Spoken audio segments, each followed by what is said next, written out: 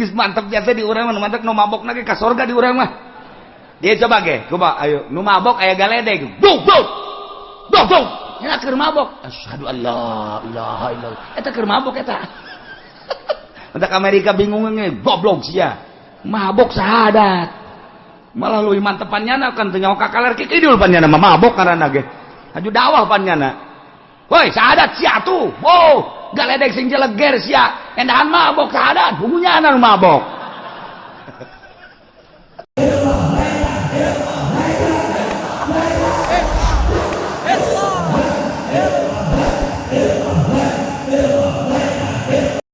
Ialah Kangjeng Nabi Syuaib. Allah ngutus ka Kangjeng Nabi Syuaib ala kaumain, dua kaum, hiji kaum Madian, dua kaum Aikah. Dua nana di negeri Yordania. Setelah diselidiki rawi nu nyaritakeun tentang dua kaum, horenganan satu zaman. Cerita Madian, Aikah teh. Cerita Aikah, Madian teh. Hanya beda pertempatan hungkul sazaman harita. Jadi lamun nyaritakeun dua kaum sabenerna mah sazaman harita-harita keneh. Hanya beda daerahna. Madian ieu, Aikah belah ditu. Terus-terusan Kangjeng Nabi Syuaib teh dakwah, Masya Allah, nu ngamimitian iman orang yang terhina, terfakir, termiskin. Tiluan mulai iman, tidinya tina tiluan ngajak dulur-dulurna, mulai rada loba. Alhamdulillah, ayalah perwakilan. Ketika Kangjeng Nabi Syuaib nyaba ka daerah anu geus aya di ditu nu nyampakeun dakwah ka daerah belah kidul aya di ditu nu geus iman, nyaba deui dakwah ke belah wetan, alhamdulillah aya di Aikah kitu keneh, di Madian kitu keneh, walaupun minoritas tetapi aya teu Kangjeng Nabi Syuaib dakwah teh lantaran aya sambutan.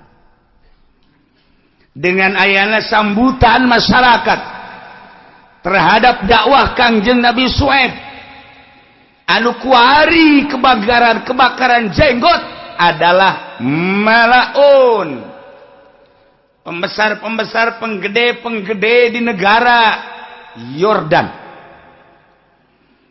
Saat eta nu jadi presidena, nu jadi rajana adalah Kalamanun ngarana.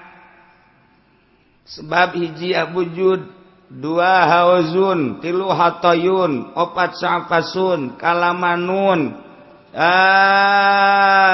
Sarkhasun. Nah ieu raja-raja di negara Yordan harita nu keur ngajabat harita jadi raja Kalamanun. Urang menceritakeun tentang eta tadi eta teh dijadikeun ku ari di ilmu falak. Abajadun, Hawazun, Hatayun, Kalamanun, Sa'fasun, Korosatun, Dozogun, Sakhodun, Dozogun. Eta teh Abajadun, alif ba ta sa. Abajadun, alif ba jim dal. Jadi hiji dua tilu opat. Hatayun, Hawazun adalah Hawazun ha 5, waw genep, zai 7.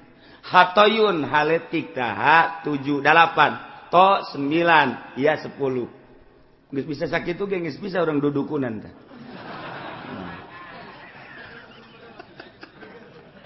Kalamanun kap 20 lam 30 mim 40 nun 50. Tuh kan.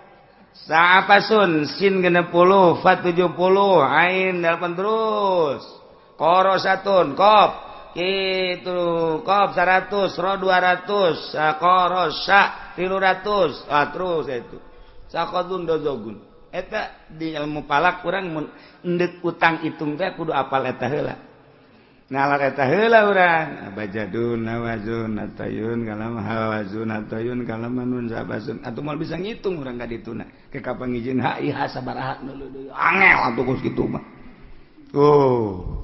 jurang lamun nyaho kana usna ustea artina mah sumberna tina hiji-hijina bulan aya us April abhamtun April hamal to 9 Mai sarhun Mai April Mei sar saor hun 8 April Mei Jun Yun Jan Hun Yun Yuni Jan Jantun berarti to 9 Oh, tinggal kemarin dipraktekkan wes ya sangaran. Zenab, Zena. Hitung kurang. Zai sabaraha, nun sabaraha, ba sabaraha. Dipakai kain ku za, Dedi. Dedi. Jadi dukun dia. Ganti kuari ulah pakai sorban, pakai cetok kuari. Hatu bebari sebenarnya dukun atau banyak pas gitu. Bandingan kuari ulah ilmu eta bae ilmu naon cenah kiai hitungan Jawa lo kira mata kudu bisa orang kos gitu teh anak caraka data sawala anakna cilaka bapana ka bawa-bawa anak hiji ca dua ra tilu ka opat anak caraka da 5 sa genep wa do itu kasus itu babari itu hitung kuari tak sangaran sia anu tak hitung tungtungna sabaraha oh saya can lurahnya kaluarna jalan dapur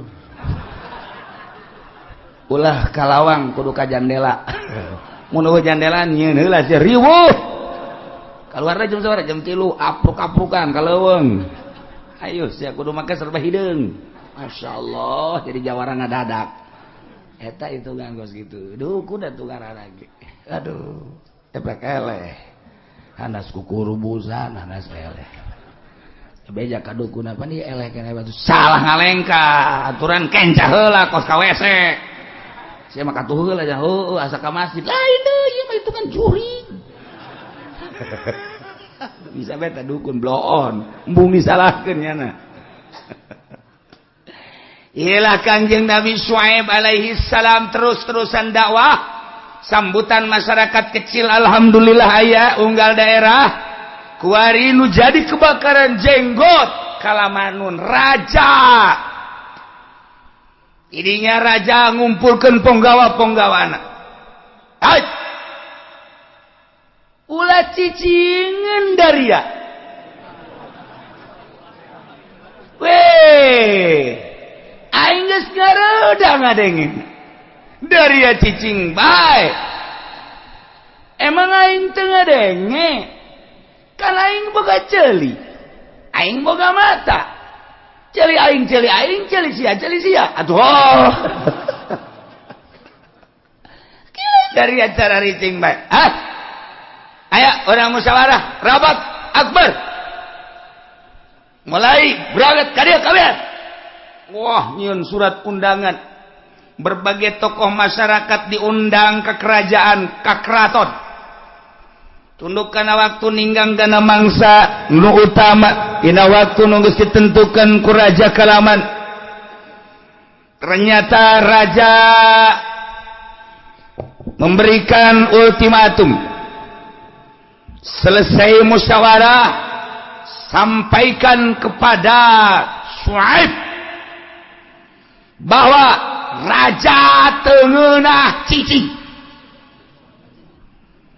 teu tentrem hirup di keraton selama aya nu dakwah ngarobah-robah urusan peribadahan ngarobah-robah urusan perpolitikan ngarobah urusan perekonomian terusik bejakeun hati raja maka tidak ada lain kecuali dua pilihan qalal mala'ul ladzina istakbaru min qaumi lanukhrijannaka ya Syuaib walladzina amanu ma'ak min qaryatina aw la ta'udunna fi millatina dua pilihan terhadap Syuaib. Ije lanukhrijannaka ya Syuaib walladzina amanu ma'ak, keluar di negara ieu beserta pengikut, tidak boleh ada di Madian, terserah dekam mana baburna, bawa pengikut-pengikutnya keluar ulah aya di negara ieu. Hiji. Kedua, mun nyana hayang cicing di dia, la ta'udunna fi millatina, balik deui ka agama urang. Lamun bahasa la ta'udunna fi millatina berarti Kangjeng Nabi Syuaib baheulana kafir. Lain.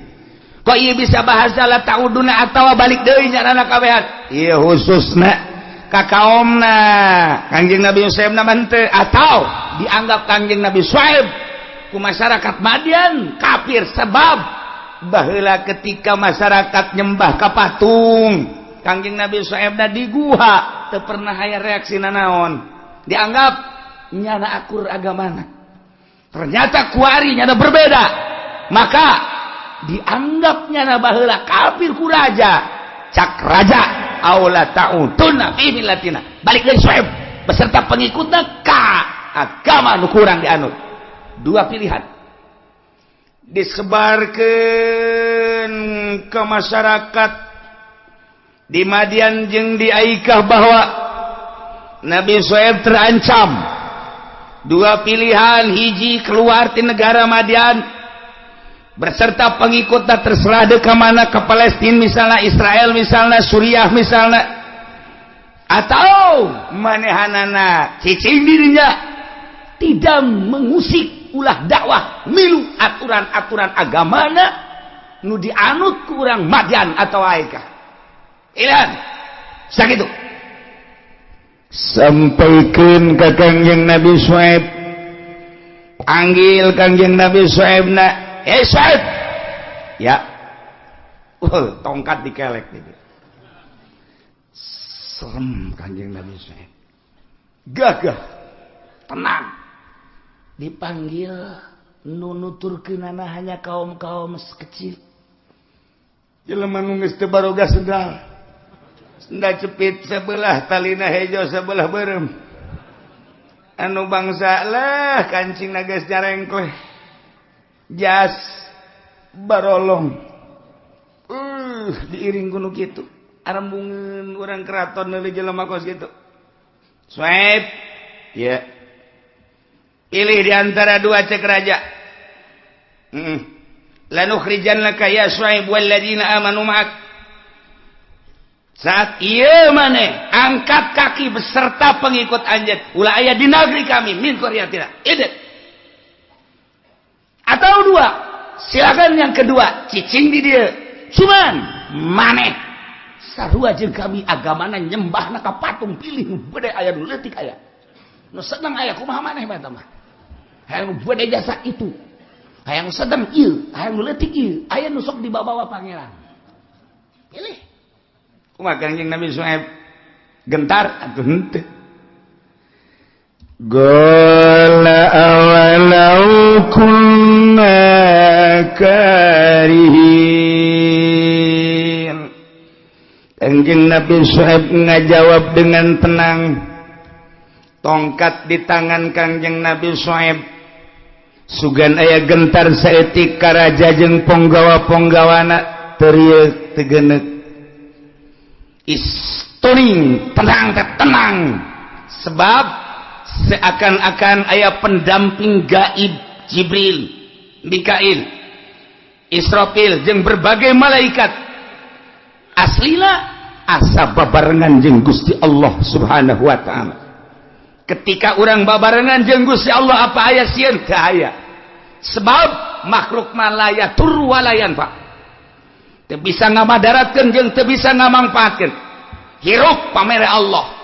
Cicing pamere Allah, gerak pamere Allah. Kuarikeun ngahareupan makhluk Allah nyana babarengan jeung Allah. Boro-boro nabi wali teu pernah gentar saya tiga-tiga acan.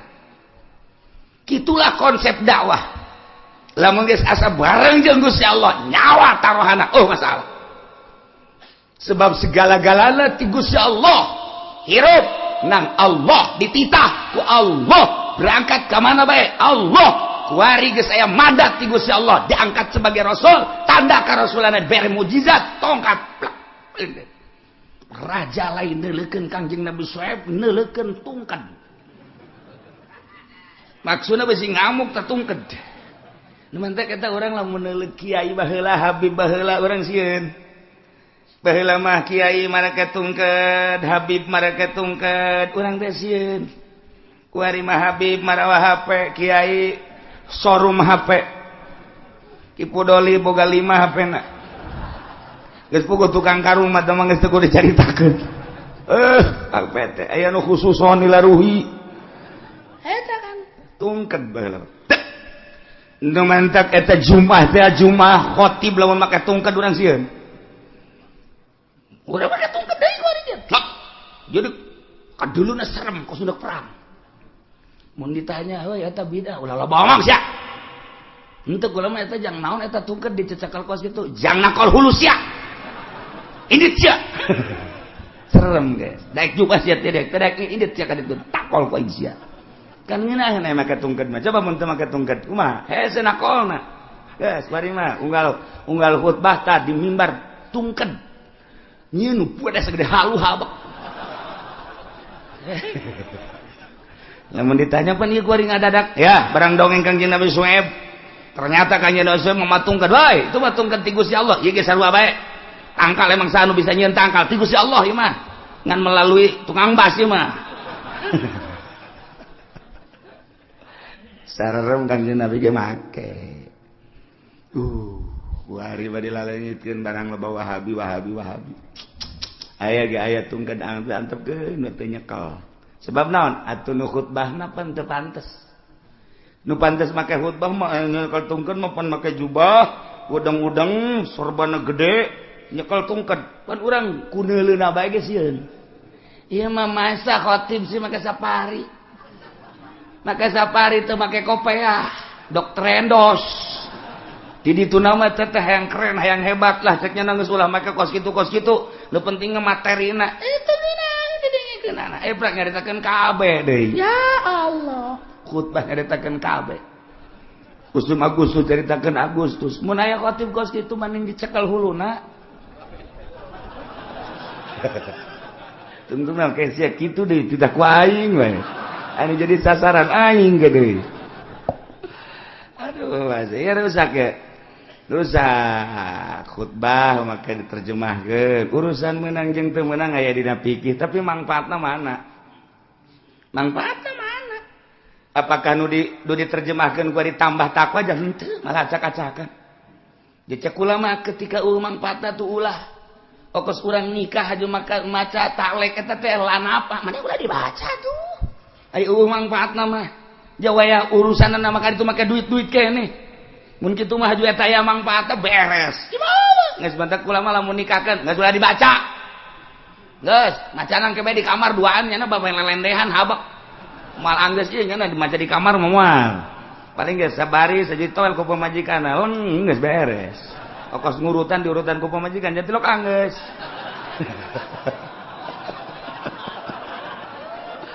Teh. Ih, gua gitu.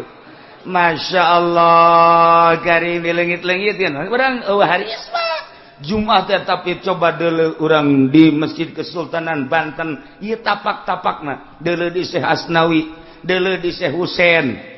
Carita dulu di patilasan-patilasan para wali Allah, aya tungked di dinya, aya jubah di dinya. Malah di Tangerang aya 2 masjid anu jubahna teh osok ngaberenehan. Ye, manglain kumaha itu baheula wali Allah mah kos kitu. Barang diganti kuari, urang teh asa lain salat. Saudara-saudara sekalian. Sidang Jumat yang berbahagia. Iraha ngondangna sia. Sidang mah tuh pan kudu aya ondangan. Nya henteu. Nah geus salah bae nu aya. Geus dianggap sidang atuh kos kitu. Kadituna aduh asa ciletrak ieu pagawean.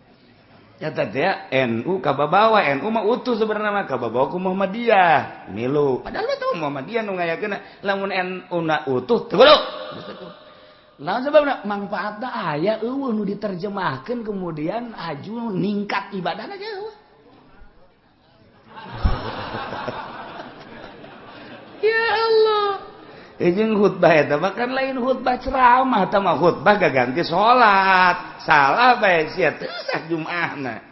Eta mah khutbah, salat zuhur 4 rakaat, 2 rakaatkeun Jumaah, nu 2 rakaat deui khutbah. Jadi khutbah eta teh mah sambarangan. Eta teh gaganti 2 rakaat anu salat zuhur. Ku ari mah kiaina yang dibayar di khutbahna.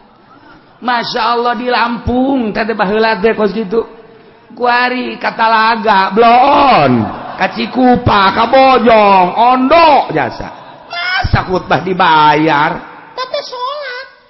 Jadi cenah pugu kiaina, maningan dirantai. Itu sholat dibayar, khutbah teh sholat, masa dibayar sih? Cenah azan ge lain deui, khutbah jeung azan beda. Azan memenang dibayar, khutbah ulah. Yeay, geus cenah tuh aing mah jadi muadzin mah terus ya. Tetep adzan balik geus. Hayang duit doang burung. Masyaallah, geus ulah make pembayaran coba budayakeun di urang ikhlaskeun abeh mantep rarasaan urang ibadah. Geus aya kiai nu hayang dibayar maca khutbahna, geus ulah dipake mantak naon. Teungeunaheun urang ibadah ya supaya mulus. Geus pugu urang milih pemerintah, geus pugu urang milih lurah, geus pugu milih pemimpin make sogok menyogok. Atuh khutbah ulah make sogok. Ini mah disogok asal dibayar, daek teh dibayar. Embung cenah kula mah maca khutbah di dinya kunaon teu dibayar. Eueuh sia mabur ka kuburan ka ditu. Masya Allah, ya akhir zaman merenya sedih kula baca. Ayo khutbah kudu hayang dibayar. Ya Allah eta mah tah teh dikamanakeun. Allah karim patokannya Mekah kosuk pernah cicing di Mekah bae. Qala walau kunna karin, dengan tenang Kangjeng Nabi Syuaib ngajawab cek Kangjeng Nabi Syuaib, apakah kaula kudu balik deui ka agama anjeun walaupun kaula teu resep. Bahasa kos kitu teh bahasa pertanyaan nu dimaksud dama inkar cek ahli bilagah mah keheulanan kudu milu deui ka agama anjeun. Cadu aing kudu milu ka agama dia. Kanjeng Nabi saya bisa bahasa baduinya. Cadu aing kudu milu ka agama maneh. Walau kulla karihin sanajan kaulah terasep. Komo terasep kaulah ka agama maneh kudu bilu de keheulanan lantaran qadif taraida 'alallahi kadiban. Nyata atuh kaulah jijieungan terhadap Allah bohong anu pohara atuh kaulah ngabohongkeun bade ka Gusti Allah. In udna fi millatikum lamun kula balik deui ka agama aranjeun kabeh andai kata kaulah teh milu ka agama aranjeun kabeh badaina jana Allah mina sabada Allah nyalametkeun ka kaula. Dina agama eta dibere mujizat, kita ngembangkeun agama, kita nyampaikan risalah. Kuari kita milu ka agama anjeun, agama batil keheulanan cek Kanjeng Nabi Syuaib. Wa ma yakunu lana an na'uda fiha. Teu pantes teu layak. Saeutik-eutik acan kaula kudu balik deui ka agama anjeun. Kecuali Allah ngersahkeun ayyasha Allah rabbuna, andai kata ku Gusti Allah kaulah dibalikeun an moal sama sakali eta mah andai-andai mun Allah ngabalikeun mah kula milu ka agama anjeun ngan moal ka anjeun kumaha ge. Hei raja titik moal milu ka agama anjeun titik. Beuh pohara jasa teh bahasa Kanjeng Nabi Syuaib dipanggil di hareupeun raja mawa tungked dituturkeun ku jelema-jelema cacah anu teu boga kakuatan, tetapi Kanjeng Nabi Syuaib mantep jasa. Kudu milu deui jeung agama anjeun kelanhan. Teu layak teu pantes kaula sebagai rasul diangkat ku Gusti Allah, kita nyampaikeun risalah, kuari kudu nuturkeun ka anjeun. Yang aya nyaho teh heheina di ditu teh. Aduh, Masya Allah. Bisa dibayangkeun ku urang di hareupeun istana dipanggil, diusir Kanjeng Nabi Syuaib beserta kaumna atau titah balik deui dengan jawaban anu jelas berbeda jeung kahayang raja. Allah karim tenang Kanjeng Nabi Syuaib. Diangkat jadi rasul, diberi mukjizat, tegentar setik-etik aja. Gitulah rasul-rasul Allah ketika dipanggil ku raja, tenang. Kitu kene para wali-wali Allah. Urang mah boga sejarah teh Banten teh Maulana Hasanuddin Banten, Maulana Yusuf. Lain lalagaan teh tarung jeung Inggris, tarung jeung Belanda, tarung jeung Perancis, tarung teh jeung Amerika. Canaya Amerika asup ka urang anu perkecil. Nu gede di urang teh eta teh kitu Belanda, Inggris. Lain lalagaan perang. Masya Allah, puguh para wali-wali sanga di ditu. Jadi Cirebon, Syarif Hidayatullah, tegentar setik acan ngahareupan raja, bahkan loba raja anu tunduk asup Islam. Kunaon eta? Ku gedena hate asa bareng jeung Gusti Allah. Dakwah teh teu kadeulean nanaonna. Allah. Kuari mah urang mun dakwah nu kadeuleu cau Ambon koneng. Masya Allah, komo dakwahna aya di kelompok partai mah. Teu kadeuleu Allahna. Nu kadeuleu RP. Moal beres dakwah kos kitu, moal beres, dicekal ku sahabat ge moal beres. Hiji we dakwah mah nu kadeuleu Allah. Gentar, tegentar setik-etik acan. Nu mantak cek Kanjeng Nabi Syuaib wasi'a rabbuna kullu syai'in ilma. Ngamot jembar luas Rabbuna pangeran abdi sadaya kulla syai'in kana seluruh perkara ilman ilmuna artina menguasai mencakup ilmu Allah kana seluruh perkara. Eueuh nu teh dikayahokeun ku Gusti Allah memeh nyieun dunya, eukeur nyieun dunya, geus nyieun dunya. Eueuh nu teh dikanyahokeun ku Gusti Allah memeh urang aya kuari geus aya jeung saentasna. Eueuh nu teh dikanyahokeun ku Allah kamangpaatan terhadap diri urang, diri makhluk kabehan nu enggeus kuari jeung saentasna. Eueuh nu teh dikanyahokeun ku Gusti Allah diri urang secara pribadi kuari kamari jeung satrasna.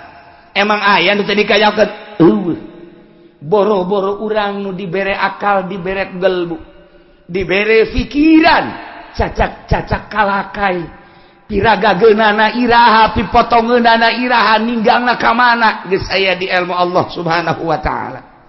Sieun pangletik-letikna nu ngarayap di awak urang, kakarayapan di awak urang, nu ku urang teu kadeuleu. Bisa kadeuleu kudu make mikroskop, tetapi ku Gusti Allah kanyahoan jeung kadeuleu ku Gusti. Ulah eta nu aya di awak urang, ieu poek mongkreng buta rata dunia. Aya batu di jero taneuh, di jero batu teh aya sireum kakarayapan. Allah nyahoeun urang mah teu nyaho. Wasi'a rabbuna kulla syai'in ilma, cek Kanjeng Nabi Syuaib. Di antara nu dikayahokeun hali wa halukum, tingkah kaula jeung tingkah aranjeun geus aya di ilmu Allah. Mantap. Alallahi tawakkalna ka Gusti Allah hungkul abdi basrahkeun diri. Rabbana he pangeran abdi sadaya iftah bainana wa baina qaumina bil haqqi wa anta khairul fatihin. Muga Gusti nyieun keputusan. Hukum tegasna Gusti nyanggakeun sadaya-daya hukuman. Bainana wa baina qaumina antara abdi sareng kaum abdi anu inkar terhadap keputusan-keputusan risalah, nyanggakeun sadaya-daya ka Gusti bil haqi dengan hak, benar, jujur, adil. Wa anta khairul fatihin, Gusti anu bagus-bagusna anu nyieun putusan, nyieun hukuman. Ia berarti kan masrahkeun diri ka Gusti Allah. Kanjeng Nabi Syuaib cek Kanjeng Nabi Syuaib, alallahi tawakkalna ka Gusti wungkul abdi masrahkeun sadaya-daya. Rabbana he pangeran abdi sadaya iftah bainana, giranyeun putusan Gusti antara abdi wa baina qaumina jeung kaum abdi nu teu iman ka abdi ka Gusti bil haqqi dengan hak.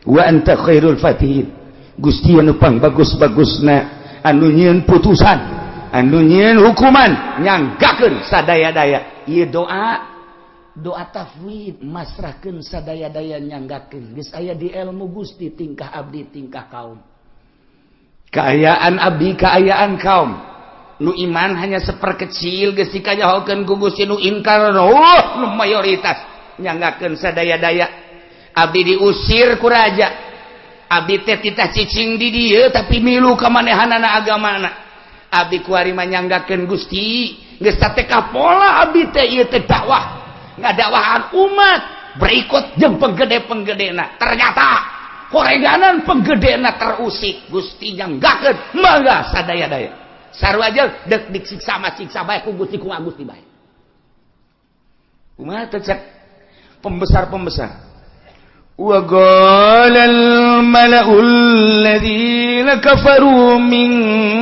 قَوْمِهِ لَئِنِ اتَّبَعْتُمْ شُعَيْبًا إِنَّكُمْ إِذًا لَخَاسِرُونَ cek para pembesar-pembesar nu pimpin ku raja kalaman harita ngadengikeun jawaban ti Kangjeng Nabi Syuaib nyana ngomong alladzina kafaru min qaumihi nya eta jelema nu kalupur ti kaum Kangjeng Nabi Syuaib ngomongna awas la ini tabatum Syuaiban iya lamun maneh nuturkeun Syuaib innakum idal la khasirun marane kabeh ge cilaka ujianana hiji kacilakaan teh keuntungan dagang maneh bakalna engke moal diraih deui selama ieu anu maneh dagang teh nyieun kauntungan gede takran dikurangan timbangan dikurangan hitungan dikurangan ketika Syuaib dimenangkeun maneh moal bisa la khasirun uturkeun Syuaib cilaka man nomor kaduana pasti pangeran-pangeran urang kunyana dibombardir anu selama ieu pangeran dipuja-puja nu gede nu sedang nu leutik pasti kunyana bakal dikampakan khosirun nomor katilu pasti Syuaib kajen kukumaha ge ngajakan ibadahna kanu teu kadeuleu ku urang teu ngeunaheun kan urang boga pangeran teu kadeuleu terakhir lamun maneh nuturkeun Syuaib innakum idzal la khasirun ku kaula bakal moal dilempangkeun ieu perpolitikan ku kaula moal dilempangkeun ieu perekonomian ku kaula bakal dipareuman ieu perbudayaan seuna salembang-lempangna diembargo ujianana kena kalaparan Masya Allah ieu raja ku biadab-biadab teh cek omong urang mah tuturkeun ku sia Syuaib awas ku aing sia pertanian ulah aya tani perdagangan eureun dagangna gas pokoknya mah lahosirun antapun cilaka sia kajen kokom ge di samping aing ancam ka Syuaib sia masyarakat lamun nuturkeun Kangjeng Nabi Syuaib ku aing di embargo moal kena lebal perpolitikan jeung perekonomian tetek kejemna luar biasa raja ternyata oranganan nu kejem kuari ge aya turunan si eta meureun raja teh kararitu bae ti baheula nu ngangeunahkeun ka urang Masya Allah jadi dakwah Kangjeng Nabi Syuaib teh diinkaran ku kaum tanya jawab panggilan ka keraton dijawab ku Kangjeng Nabi Syuaib setelah dijawab anu bertolak belakang jeung keputusan raja Kangjeng Nabi Syuaib dua boga prinsip teh nomor kahiji alallahi tawakkalna pasrah sumrah ka Gusti Allah nomor kedua nomor kahiji alallahi tawakkalna nyanggakeun pasrah sadaya-daya ka Gusti Allah nomor kedua doa rabbana ftah bainana wa baina qaumina bil haqqi wa anta khairul fatihin urang cekelan dua sebagai kiai urang di lembur mun geus aya nanaon dua hiji tawakkalna 'alallahi tawakkalna pasrah ka Gusti Allah ulah pasrah ka bupati ulah nyanggakeun ka gubernur ulah nyanggakeun sadaya-daya ka menteri ulah nyanggakeun ka presiden Allah 'alallahi tawakkalna. Hiji. Nomor kedua, doa mukhul ibadah. Rabbana iftah bainana Gusti, nyanggakeun sadaya-daya ieu bupati abdi, ieu gubernur abdi, ieu presiden abdi di ayeuna di negara Indonesia kos kieu kaayaanana. Wasi'a rabbuna kulla syai'in ilma, nyanggakeun sadaya-daya Gusti parantos uninga sateu acana jeung kuari jeung santasna. Tingkah anu bakal ngamangpaatkeun jeung madaratkeun geus aya di ilmu Gusti, nyanggakeun sadaya-daya antara abdi jeung kaum. Mangga wa anta khairul fatihin. Pek dek digaledekeun, galedekeun. Sarjoko kitu eta. Mulai kuari Kangjeng Nabi Syuaib tongkatna ngageter. Is. Saking sakunaon nya teh. Kaget aing nya. Nya ge nu nyokelan kaget ka mah urang atuh. Dadat aya naon. Indit. Seakan-akan cik tungkat teh Indit Syuaib beserta kaum anjeun. Kamana? Gua. Mai emang di gua. Puateun. Serta tanya segala teh ka Nabi Syuaib, segala mahi, segala henteu. Kaum, perintah Gusti Allah nu iman ka kaula, berangkat jeung kula. Ka mana cek kaum teh? Ka guha. Nu di mana guhana? Toh al-bada. Aju urang di itu kumaha? Hayu tuturkeun loba omong. Berangkat kaumna terus mengarah ke barat, gunung belok kiri didinya aya pegunungan. Etalah patilasan Kangjeng Nabi Syuaib nu kuari diabadikeun ngaranna Guha Al-Bada. Eta teh nu belah dieuna Madian, belah dieu saeutik wetan eta teh Aikah. Di perjalanan Kangjeng Nabi Syuaib ngadua, Gusti abdi ieu peserta kaum titah ka guha rek aya naon? Siksa. Oh. Ulah loba omong jeung ulah nyelek-nyelek ka tukang. Berangkat kabeh saeutika. Datang ke Al-Bada cek kaum geus datang ka dieu ka mah. Asup ka jero. Mahi kami kabeh Gusti Allah Maha segala-galana. Tempat letik digedekeun atau urangna diletikeun. Nya nangis nilaian awak teh aing letik teh wali begini. Kumaha ieu mah kawasa Allah mukjizat teh. Asup. Brus. Eta jelema diperkirakeun ayalah bangsa 5.000 mah, sedangkan tempat kira-kira bangsa 5 meter persegi. Arasup kabeh. Terobah awak terobah. Henteu laleutik kabeh. Barang datang ka jero jelema ngayapak 5 meter persegi. Guha atuh. Tapi asup jelema 5.000. Nya lagi geus teu loba omong. Ieu urang aya di jero guha ieu. Dikersakeun ku Gusti Allah eta guha sakumaha aya ASEAN. Masya Allah. Cak nyalangkeun aing di jero guha paingan Syuaib Kangjeng Nabi Syuaib betaheun aya AC ieu. Tarariis cak cenah ieu. Waduh, Masya Allah. Aju nyana ngomong kana di sisieun sia tunduk heueuh. Aing tunduh. Catanya belah ditu. Tunduh cak cenah. Ayo coba neangan tempat eta bisa hees kabehan di jero guha. Nu mantap kuari lamun ngaji harees eta di dinya. Turunan baheula horegeun ketika maca mukjizat mah kabeh ge hayang peureum bae. Emang meureun sia mah watek ongkoh. Allah karim. Di jero guha jelema 5.000-an berkirakeun eta teh langsung sarare tunduh. Masya Allah karim. Kumaha kaum nu aya di Madian jeung nu aya di Aikah mulai Kangjeng malaikat Jibril alaihi salam diutus ku Gusti Allah.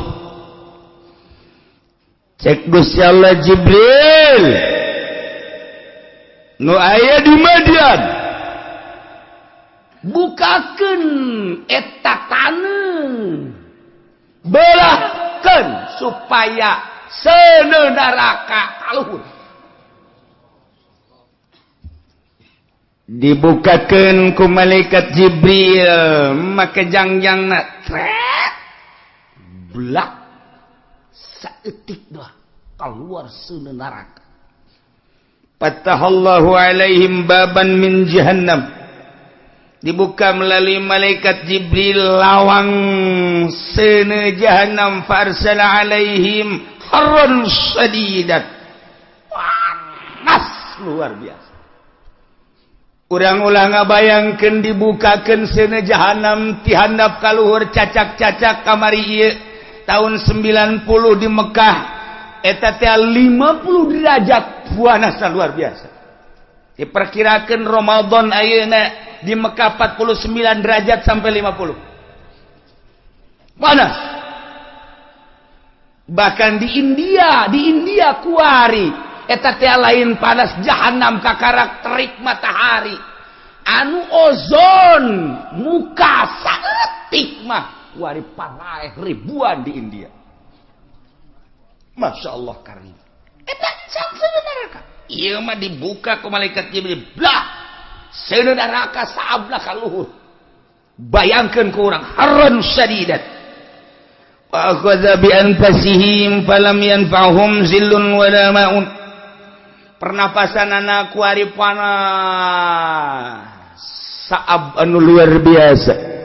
Ngiuhan ka mamana cai geus teu mangpaat, diguyur ku cai tetep panas. Ngiuhan ka tatangkalan ka imah tetep panas bae. Eueuh jang tempat ngiuhan, eueuh cai nu bisa ngamangpaatkeun. Panas luar biasa. Singkolea, Masya Allah. Kadele belah ditu sorotan matahari singkulinyar anu urang lamun dina asbal teh osok kadele mun naik mobil teh siga cai eta teh fatamorgana nu kos kitu teh dianggap cai daratanglah pada khulufil israf liur yubridu fiha ajar cai datang ka ditu fawajaduha asyadda haron ternyata horenganan lain cai leuwih panas. Singgolea wabeh jelema panas anu luar biasa. Maha kawasa Allah dek nyiksa kaum ku cara Allah, ngawujudkeun kaum ku cara Allah, ngahirupkeun umat ku cara Allah, nyiksa kaum jeung umat cara Allah. Nu mantak Allah mah teu meunang ditanyakeun fa'alul lima yurid la yus'alu amma yaf'alu. Ulah ditanyakeun pagawean Allah mah kumaha Allah bae. Urang mah penting iman, ibadah ka Gusti Allah. Allah faba'atsallahu alaihim sahabatan fi harihun thayyibah baridah. Ya Allah, gumpalan mega di luhur aya kadeuleuh hideung. Awan ti berbagai sudut datang ka negeri Madian. Masya Allah karim. Kadeuleuh ku balarea raja ngumumkeun bahwa aya mega di luhur tingali. Kahandap eta teh ayana di daratan gurun lapangan tidinya raja ngerahkeun kabeh supaya aya di hadapan mega wah kabeh kadinya Masya Allah tiisna luar biasa nikmat pohara. Aya angin piharihun thayyibatun baidatun angin ti sisi tigir ti isna pohara jasa. Fa'azalathum majungiuhan di hadapan mega wa yazullah. Atuh pawajadullah bardan wa nasiman. tenang nikmat indah jasa watuh kabehan digerokeun supaya datang kadinya ulaya nu katinggaleun kabehan supaya datang kadinya lantaran di lain eta mah panas ta pohara jasa kadinya cap tiis eueuh anu katinggaleun hatta idza tamau tahta sahabah rijaluhum wa nisauhum wa sibyanuhum karumpul kabeh lalaki awewe budak orok eueuh nu tinggaleun sebab tiis di luar eta panas ta poharjas ratusan ribu jutaan manusia cicing di dinya ku tiis-tiisna barang geus ngarasakeun tiis alhabahallahu alaihim naron mulai tidinya belah bumi keluar seuneu ti handap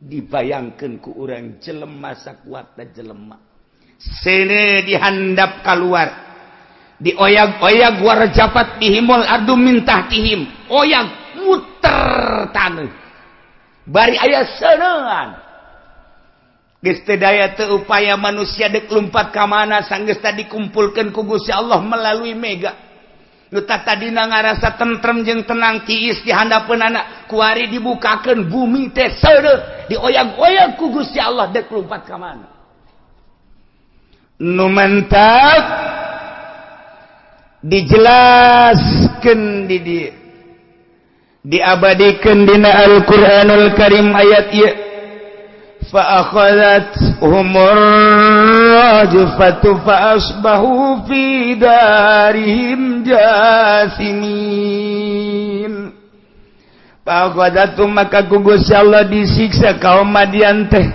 nyiksana melalui rajfah zilzalatus syadidah anu tadina dikumpulkeun melalui mega sanggesa kumpul eueuh anu katinggaleun kabeh jalma kalalapir aya di dinya nu muslim geus disalametkeun ku Gusti Allah beserta Kangjeng Nabi Syuaib alaihi salam atuh di dinya dioyag-oyag kaluar seuneu di luhur mega dihandap kaluar seuneu bari diputerkeun ku Gusti Allah bumina fa asbahu fi darihim jasimin kaum Madian hari tadi dinya jasimin atapak deku kabeh barikina aleru kabeh mayitin berparah kabeh tutung kabeh Allah karim nu mentek tararutung kabeh ge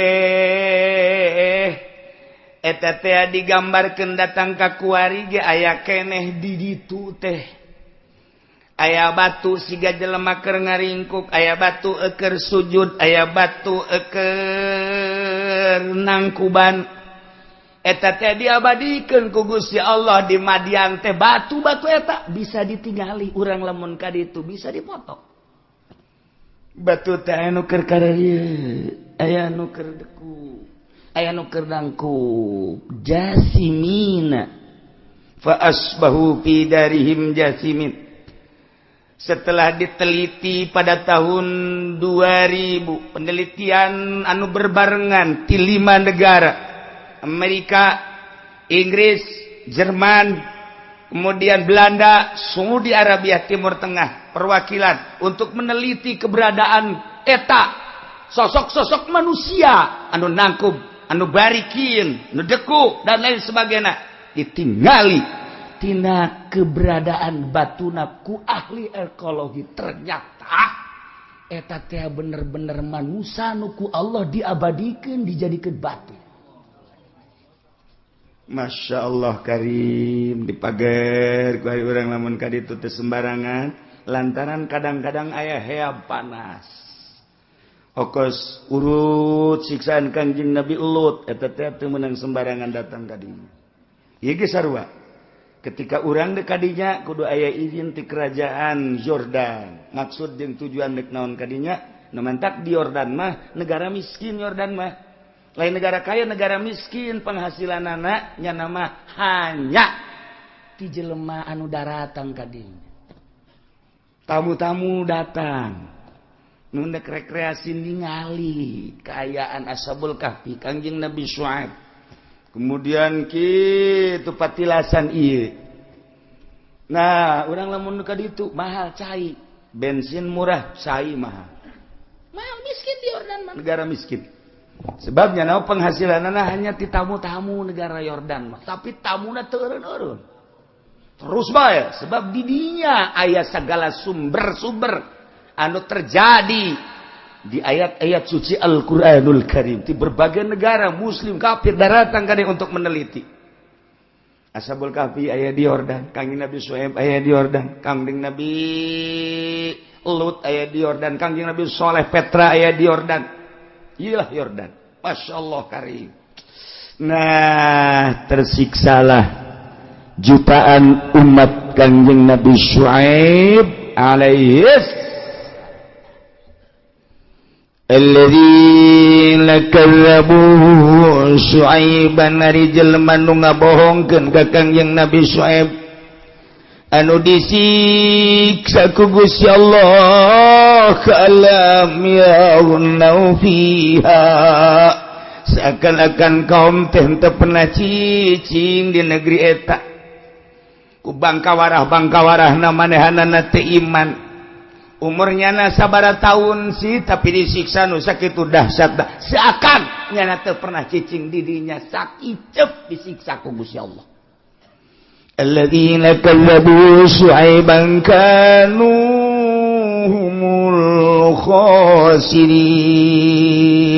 Jelema tegas teh jelema nu ngabohongkeun ka Kangjeng Nabi Syuaib eta lahumul khasirin. Jelema-jelema anu tuna rugi luar biasa. Allah karim. Kacaritakeun hiji deui Madian harita teh kakarak Madian doang hiji deui Aika. Ternyata urang Aika disiksa deui ku Gusti Allah. Nyana ngadenge Madian disiksa. Cak urang Aika teh cak urang Aika. Woi, di Madian siksa. Jelema tararutung ieu kumaha urang Syuaib ka mana Syuaib? Syuaib coba teangan.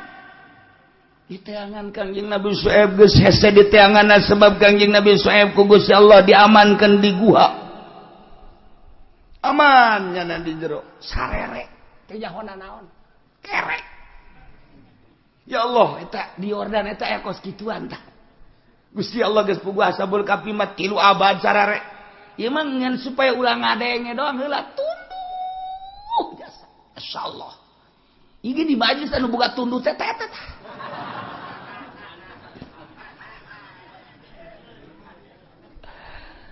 Ai di ditu mah jelas diamankeun ku Gusti Allah, di majelis ieu mah nu tunduh teh horenganan loba ting ngadaruduk. Sebab dicampuran ku jengkol mabok nyana.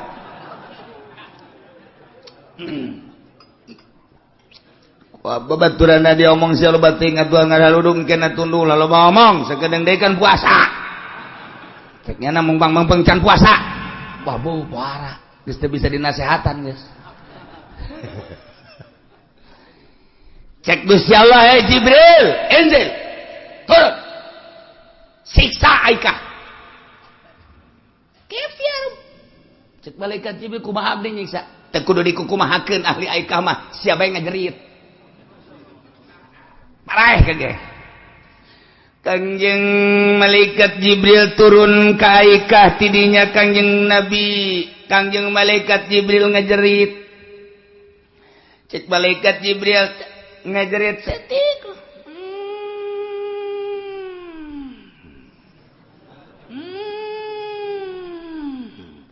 Kabeh kararudang urang Aikah. Wih, suara naonnya? Suara naonnya? Trompet ta naon tah? Pernah gedean aja. Kabeh kalaluar ti imah, kalaluar kabeh. Kaluar. Wih, iya suara naon ieu? Kidarengkeun narulu kaluhur kabeh.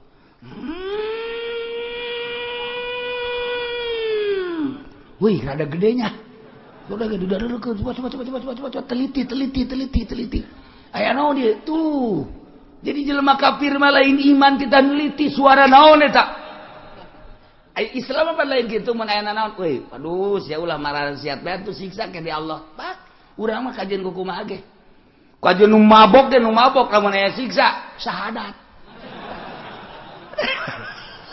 di urang geus mantep jate di urang mah mantep nu mabokna ge ka surga di urang mah dia coba ge coba ayo nu mabok aya galedeg buk nya keur mabok asyhadu an la ilaha illallah eta keur mabok eta untuk Amerika bingung nge goblok sia mabok syahadat malah leuwih mantepan nyana kan teu nyaho kakaler kieu idul panjana mah mabok karana ge aju dakwah panjana woi syahadat sia tuh wow galedeg sing jeleger sia endahan mabok syahadat bungunya anu mabok malaikat Jibril langsung ngajerit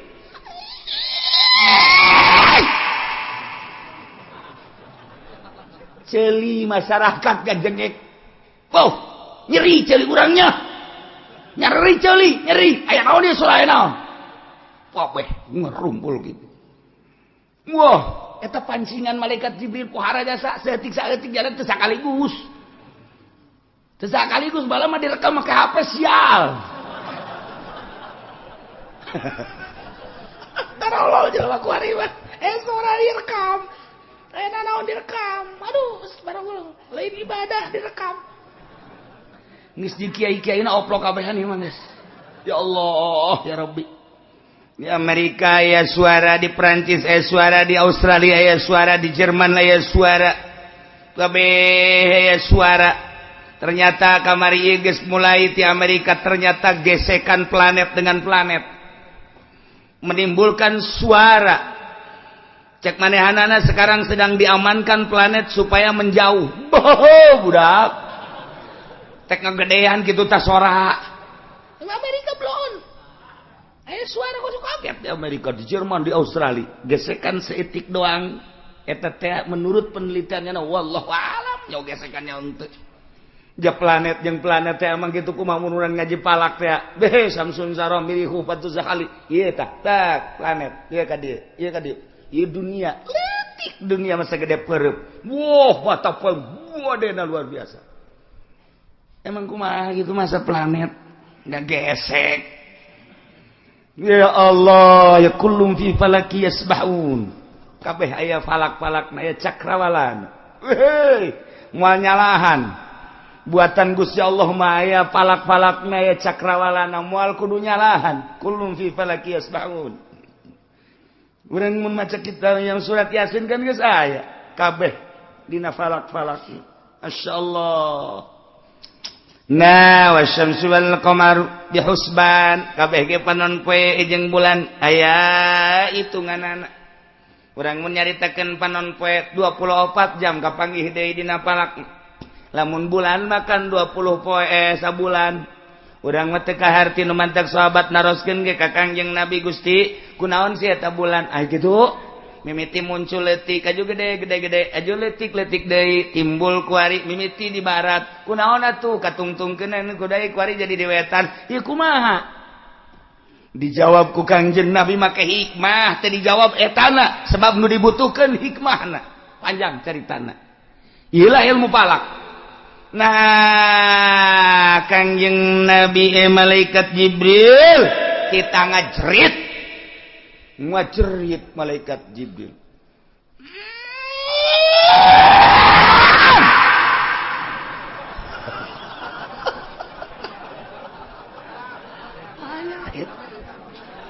pae kabeh nyeri ceuli mata irung sungut karasa kabeh jeritan malaikat Jibril sabulu-bulu karasa berak parah kabeh ku jeritan malaikat Jibril Masya Allah nemandak madian ashabuz zullah lantaran ayam mega awalna lamun aika saya jeritan malaikat Jibril alaihissalam pae Sengsek disiksa Gusti Allah soe budangkeun eta umat lahara asba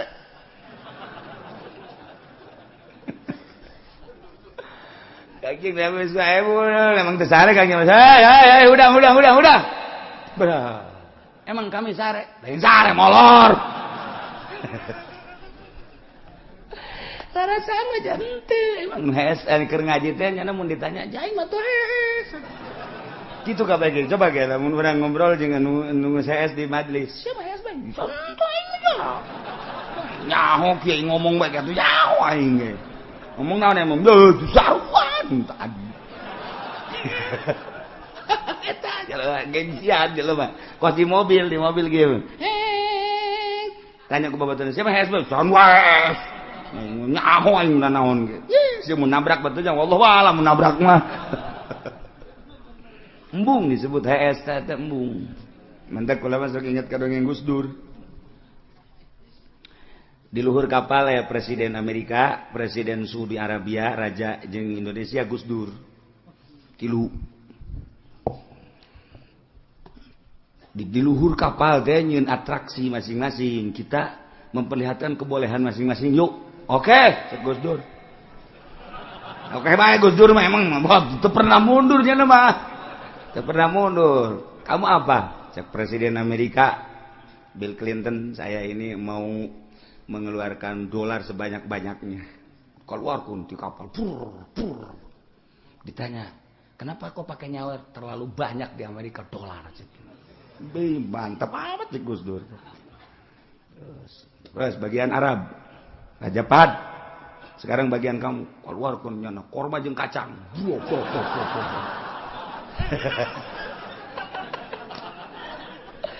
Cek Gus Dur, kenapa itu? Wow, nggak akan habis korma dan kacang di Arab, tidak akan habis.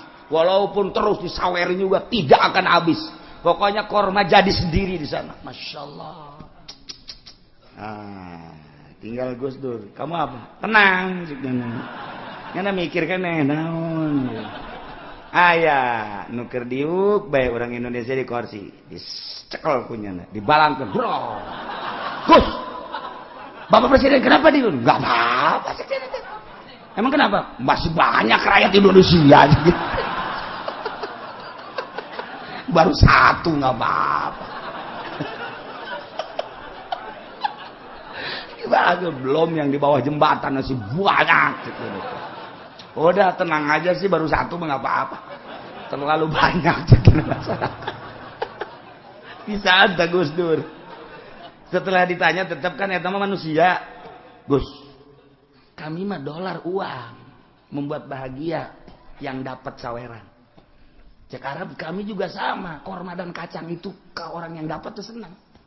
Kalau kamu belum tentu nggak senang jiknya masyarakat Indonesia juga. Sebab dia aja yang saya lemparin nggak tahu dilemparin. Kok nggak tahu? Saya pegang, saya lemparin, dia nggak tahu apa-apa, makanya mati dia nggak tahu apa-apa. Emang kenapa? Dia tidur kok. Saya juga yang bangun mah nggak akan saya lemparin, itu yang tidur cek nanti. Eta bisaan karikatur Gus Dur mah. Jadi berarti masyarakat Indonesia mah harees bae maksudna kos gitu. Dibalangkeun ti kapal ge teh nyaho naon nya mah. Atuh biasa harees ku ari ye. Mun di liu luar negeri kaayaan perpolitikan jeung perekonomian model kos kieu geus marudah, tapi di urang ye tuh hees bae. Bangsa Indonesia memang seneng tidur. Komo orang Bandung mah, Bandung bangsa Parahyangan, Bandung, Tasik, Garut, tuh bokes. Nya nama isuk-isuk lain ka kantor si duru. Komo di Lembang mah. Cek pemajikan apa? Lain ka kantor tiris. Komo di Cikajang mah. Di Cikajang mah pan tiris biasa tuh Garut kok ditu ka Pagedulan. Nya nama ngisangna lohor. Kajeng bebelepet kada. Lamun ditanya atuh can dipake salat ieu cek cenah teh. Atuh ngisang mah tiris. Kajeng ngauduk mah ngauduk bae tetep teu ngisang.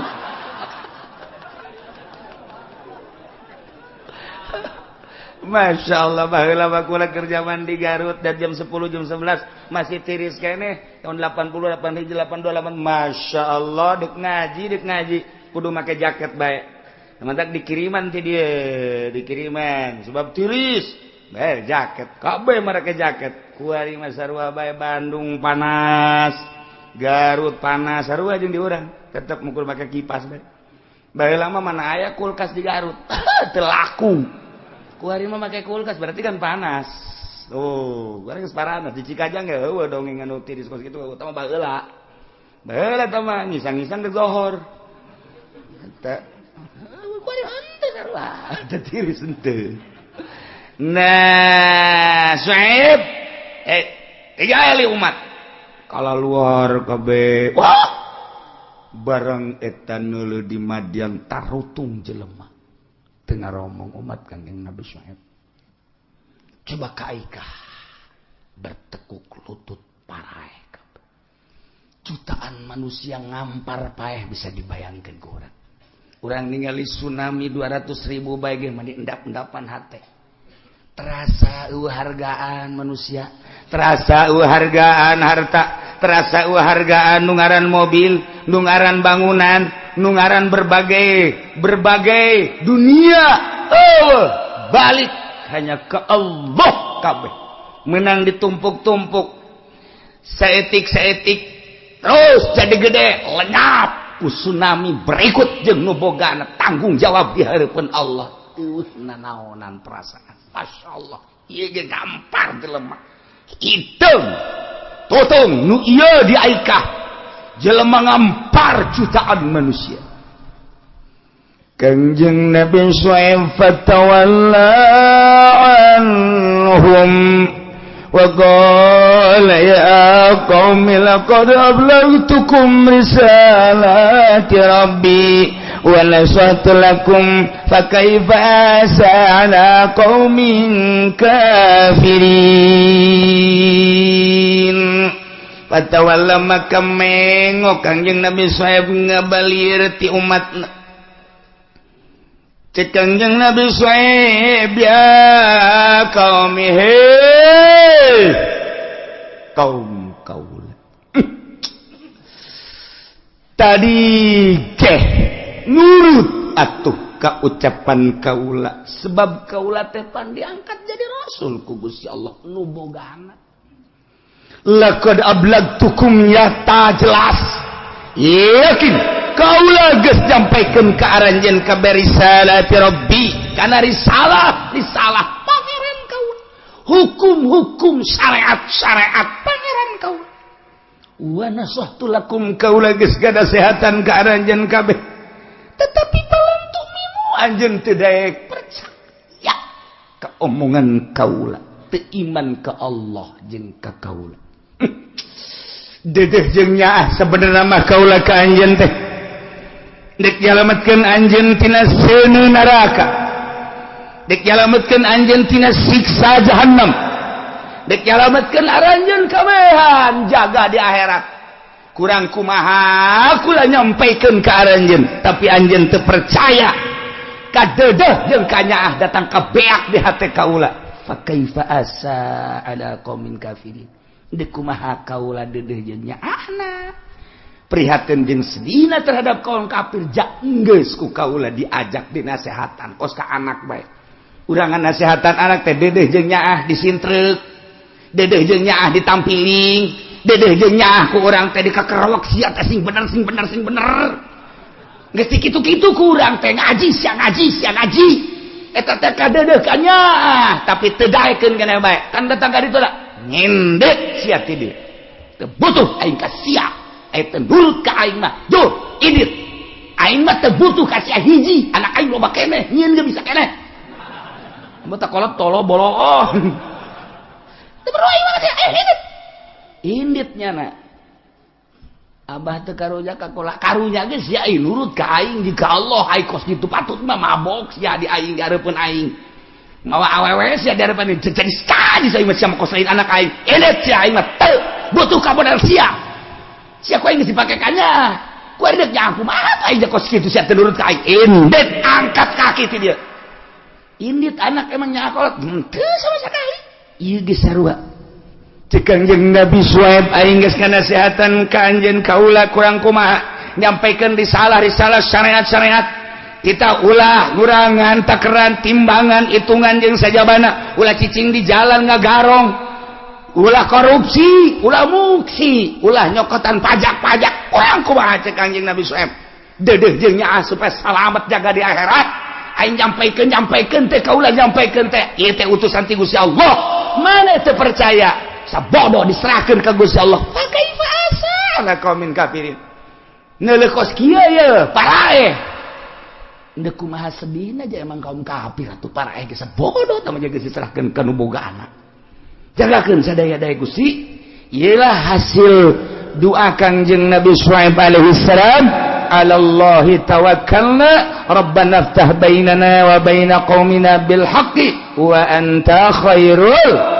fatihin mantak dibacalah ieu ku para ulama sadunya ketika aya nanaon nyanggakeun ka Gusti Allah ieu dibaca abah mah terus bae masuk maca doa ieu keur ngariung ge dibaca bae bada salat dibaca bae alallahi tawakkalna rabbana iftah bainana wa baina qaumina bil haqqi wa anta khairul fatihin berarti kan geus janggakeun Gusti jeung pamarentah dielingan geus tapi kieu bae kita ulah korupsi makin menjadi-jadi kita ulah pajak terus pajak makin ditaik-taikeun malah ditingkat-tingkatkeun ieu mah jagakeun janu Gusti Maha Uninga memehna eukeurna jeung santasna nyanggakeun masyarakat geus kurang kumaha dibere penerangan kita ulah nyokot duit bank tapi nyokot bae kita ulah ngeridit tapi terus bae boro-boro nu teu paham nu paham ge terus bae ya Allah Gusti rabbana iftah bainana wa baina qaumina bil haqqi wa anta khairul fatihin nyanggakeun ka Gusti sadaya-daya na eta teh engke terjadilah siksa-siksa berkelompok-kelompok can keseluruhan unggul